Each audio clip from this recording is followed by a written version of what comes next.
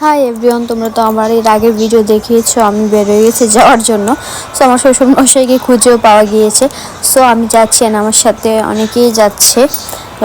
তো আমরা চলে এসে পড়েছি।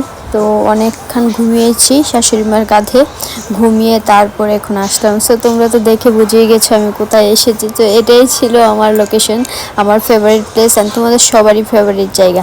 সো মায়ের বাড়ি, তো মাতা বাড়িতে আসলাম। সো মাতা বাড়িতে এসেছি অনেক দিন পরেই, কারণ লাস্ট বার এসেছিলাম তোমরা দেখেছিলে আমি আমার হাজব্যান্ডের সাথে, মানে তোমাদের দাদাকে নিয়ে এসেছিলাম। সো তারপরে তো আমার আর আশাই হয়নি। দেন এখন আবার এসেছি অনেক মাস পরে, তাও এসেছি। এটা আমার একটা খুবই ইচ্ছে ছিল অনেক দিনেরই। তার মধ্যে আবার তোমরা তো সবাই জানো যে আমি ফেসবুকে ফার্স্ট পেমেন্ট পেয়েছি।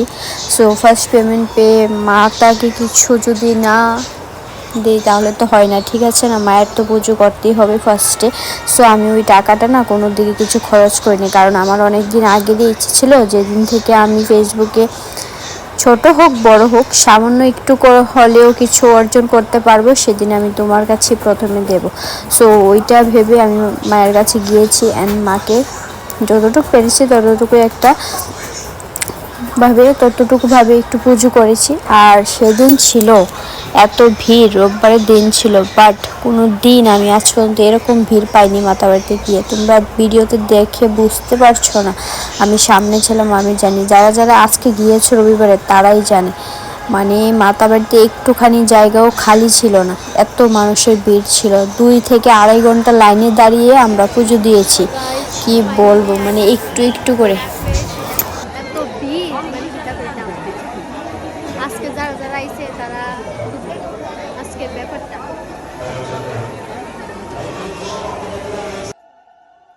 সো তোমাদের সাথে কথা বলতে বলতে তো আমি অনেকটা এগিয়ে গিয়েছি। যাই হোক, অনেকটা খুশি, কারণ কষ্ট হয়েছে আজ প্রচণ্ড, কারণ বুঝতেই পারছো আজকে কতটা গরম গিয়েছে। যাই হোক, তারপরেও যে আমি মায়ের কাছে আসতে পেরেছি আর মায়ের দর্শন করতে পেরেছি এত সুন্দরভাবে, সেটাই অনেক আমার কাছে।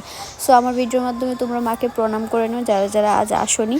অ্যান্ড দেখো, সো পূজা করে এখন আসলাম আমার শাশুড়িমার কাছে, কারণ উনি এখানে বসেছিল। দেন আমি এখানে এসেছি, মোম ধূপকাঠি দিয়ে তারপর আমি একটু প্রসাদ খেয়েছি। ফাইনালি আমরা পূজা শেষ। এবার আমরা এখান থেকে অন্য কোনো একটা জায়গায় যাওয়ার লেগে রওনা হবো। সো আগে কিছু খাবো, কারণ আমরা সকাল থেকে এখনো পর্যন্ত খাওয়া দাওয়া হয়েছে না ঠিকভাবে। তো আগে কিছু খামু, খাওয়া সেরে তারপর আমরা আরেকটা জায়গাতে যাবো। তোমরা অবশ্যই তোমার সাথে শেয়ার করবো একটু একটু করে, আমরা দেখো। তারপর আমি একটু নিম্বু পানি খেয়ে নিয়েছিলাম, বাট এটা একদমই টেস্ট ছিল না, কিন্তু গলাটা ভেজানোর জন্য খেয়েছিলাম। বাই দেবে তারপরে আমরা এসে পড়েছি হোটেলে। সো কিছু তো খেতে হবে, কারণ সকাল থেকে কিছু খাইনি। সো আমরা এসেছি নিরামিষ হোটেলে, কারণ আজকে আমরা নিরামিষই খাবো, কারণ আমাদেরকে আরও অনেক মন্দিরে যেতে হবে।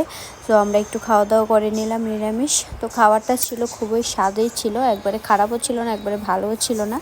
সো তোমাদের সাথে এই মুহূর্তটা শেয়ার করে আমার তো অনেক ভালো লেগেছে। তোমাদের কাছে কেমন লেগেছে অবশ্যই কমেন্টে জানাবে। আশা করি তোমরা আরও আমাকে অনেক সাহায্য করবে, সাপোর্ট করবে আরও সামনে এগিয়ে যাওয়ার জন্য, সোশ্যাল মিডিয়াতে নিজের একটা জায়গা বানানোর জন্য। তোমাদের তো সাপোর্ট প্রয়োজন, আশা রাখি তোমরা অবশ্যই করবে। সো সামনের দিনে হয়তো আমি আরও ভালো কিছু মাতাবাড়িতে নিয়ে যেতে পারবো নিজের সামর্থ্য অনুযায়ী, এটাই মায়ের কাছেও প্রার্থনা করি। সো চলো, এতটুকুই আজ। টাটা, দেখা হচ্ছে নেক্সট একটা ভিডিও।